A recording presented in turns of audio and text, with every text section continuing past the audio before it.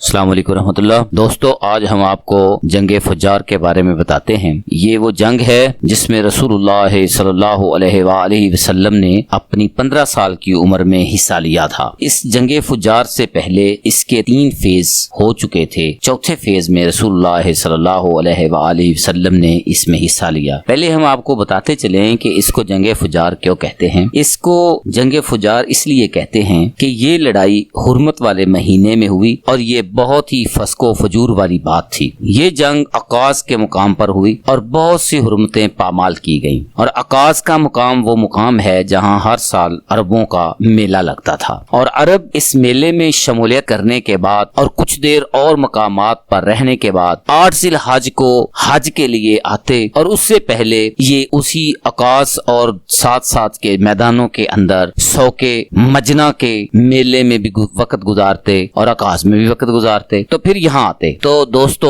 یہ جو پہلی جنگ فجار ہے وہ بنو کنانا اور بنو حوازن کے درمیان ہوئی۔ بنو حوازن کو کیسے اعلان بھی کہتے ہیں۔ دوسری جنگ فجار قریش اور بنو کنانا کے درمیان ہوئی۔ تیسری جنگ فجار بنو کنانا اور بنو نصر کے درمیان ہوئی۔ چوتھی جنگ فجار قریش، بنو کنانا اور حوازن کے درمیان ہوئی۔ اور جب یہ چوتھی جنگ ہوئی تو اس وقت رسول اللہ صلی اللہ علیہ وآلہ وسلم کی عمر مبارک 15 سال تھی۔ جنگ کا سبب کچھ اس طرح ہوا کہ ہیرا کے حاکم نعمان بن منظر نے عکاظ کی منڈی میں تجارتی سامان سے لدے ہوئے اونٹ بھیجے، اور ان اونٹوں پہ کافی سامان تھا۔ تو یہ اونٹ بنو حوازن کے سردار عروۃ الرجال کی پناہ میں آ رہے تھے۔ انہی کے قافلہ حوازن کا ایک سردار لے کے آ رہا تھا۔ ان لوگوں نے ایک اوارا نامی کنواں تھا، وہاں پہ پڑاؤ کیا، رک گئے، ٹھہرے۔ تو بنو کنانا کے ایک شخص براز بن قیس کو پتہ نہیں کیا ہوا کہ اس نے اچانک عروہ پر حملہ کر دیا، جو کہ بنو حوازن کا ایک سردار تھا اور وہ قافلہ لے کے آ رہا تھا۔ اسے قتل کر دیا۔ پھر یہ خیبر میں جا کر چھپ گیا۔ وہاں اس نے ایک مشہور شاعر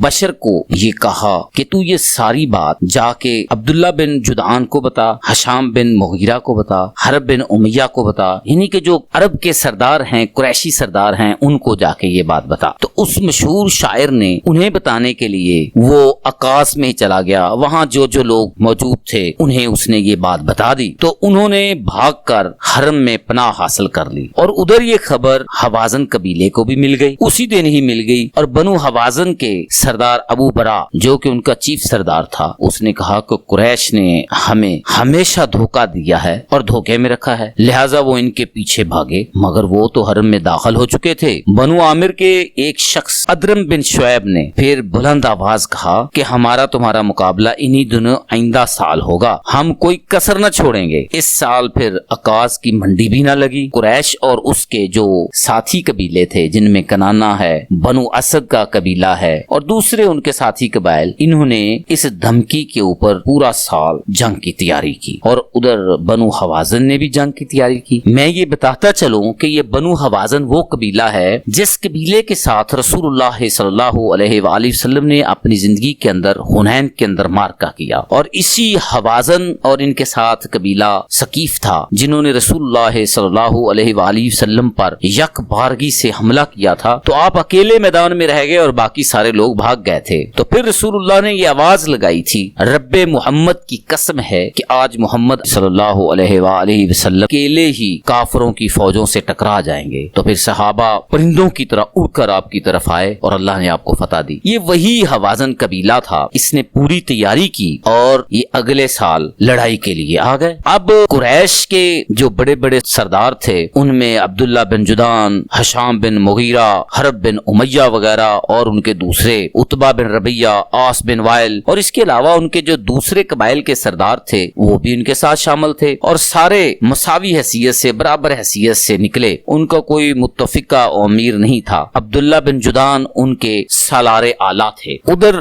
حوازن قبیلے کے سردار اعلیٰ ابو برا عامر بن مالک، یہ بھی اپنی فوجوں کو لے کر باقی سرداروں کے ساتھ نکلے، اور ان کے ساتھ بھی جو سردار تھے وہ اپنی اپنی کمانڈ میں آ رہے تھے۔ اسی طرح مورخین کا یہ خیال ہے کہ جو ان کا سالار اعلیٰ تھا وہ بھی ابو برا تھا، کیونکہ جھنڈا اس کے پاس تھا۔ جب یہ مقابلہ شروع ہوا، مورخین کے خیال کے مطابق کبھی پلڑا بنو حوازن کا بھاری ہو جاتا اور کبھی قریش کا بھاری ہو جاتا۔ آخر کار کافی قتل و غارت ہوئی تو قریش کے ایک سردار عتبہ بن ربیعہ نے صلح کا نعرہ لگایا اور سب نے اس بات پر اتفاق کیا، اور پھر یہ طے ہوا کہ قریش نے حوازن کے زائد جو مقتولین تھے ان کی دیت ادا کی اور جنگ ختم ہوگی۔ فریقین اپنے اپنے گھروں کو چلے گئے۔ نبی کریم صلی اللہ علیہ وآلہ وسلم اس جنگ میں اپنے چچاؤں کو جو تیر دشمن کی طرف سے آتے وہ پکڑ پکڑ کر انہیں دیتے۔ رسول اللہ صلی اللہ علیہ وآلہ وسلم نے اس لڑائی کے اندر کسی پہ ظلم و تشدد نہیں کیا، بلکہ وہ ایک طرف کھڑے ہو کر صرف تیر ہی پکڑاتے تھے، اور نہ ہی رسول اللہ صلی اللہ علیہ وآلہ وسلم نے کسی کو مارا، بس اتنی ہی شمولیت کی کہ اپنے چچاؤں کے ساتھ ان کو یہ اسلحہ پکڑاتے رہے۔